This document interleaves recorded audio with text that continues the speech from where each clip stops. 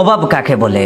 অর্থনীতি ক্লাসে বয়স্ক একজন স্যার রুমে ঢুকেই সামনে বসা ছেলেটিকে প্রশ্ন করলেন, বলো তো অভাব কাকে বলে? ছেলেটি উত্তর দিল, অর্থনীতিতে বস্তুগত বা অবস্তুগত কোনো দ্রব্য পাওয়ার আকাঙ্ক্ষাকে অভাব বলে। তখন শিক্ষক বললেন, এটা তো অর্থনীতির ভাষা, সাধারণভাবে অভাব কাকে বলে, অর্থাৎ অভাব বলতে তুমি ঠিক কি বুঝো? ছেলেটি মাথা নিচু করে বেঞ্চের দিকে তাকিয়ে আছে, কি বলবে ভাবছে সে।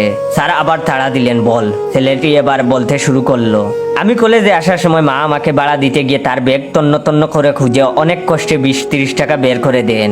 আর আমি বাড়ি থেকে বের হয়ে 5-7 মিনিট পর বাড়িতে ফিরে ভাড়ার টাকাটা মাকে দিয়ে বলি, মা আজ কলেজে ক্লাস হবে না। মা তখন বলেন, আগে খবর নিলি না ক্লাস হবে কিনা?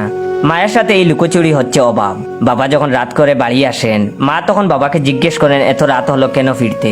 বাবা বললেন, ওভার টাইম ছিল। ওভার টাইম না করলে সংসার কিভাবে চলবে? বাবার এই অতিরিক্ত পরিশ্রম হচ্ছে আমার কাছে অভাব। ছোট বোন মাস শেষে প্রাইভেট টিচারের টাকা বাবার কাছে চাইতে যখন সংকোচ বোধ করে, সেটাই অভাব। বন্ধুদের দামি স্মার্টফোনের ভিড়ে নিজের নর্মাল ফোন লজ্জায় যখন লুকিয়ে রাখি, এই লজ্জাই আমার কাছে অভাব। অভাবী হওয়ার কাছের মানুষগুলো যখন আস্তে আস্তে দূরে সরে যায়, এই দূরে সরে যাওয়ার পড়াটাই আমার কাছে অভাব। পুরো ক্লাসের সবাই দাঁড়িয়ে গেল, অনেকের চোখে জল। স্যারও চোখের জল মুছতে মুছতে ছেলেটিকে কাছে টেনে নিলেন। আমাদের সহপাঠীদের মধ্যে এমন অনেকেই আছে যারা কয়েক মাস অপেক্ষা করে বাড়ি থেকে সামান্য টাকা পায় না। সব দুঃখ কষ্টকে আড়াল করে হাসি মুখে দিনের পর দিন পার করে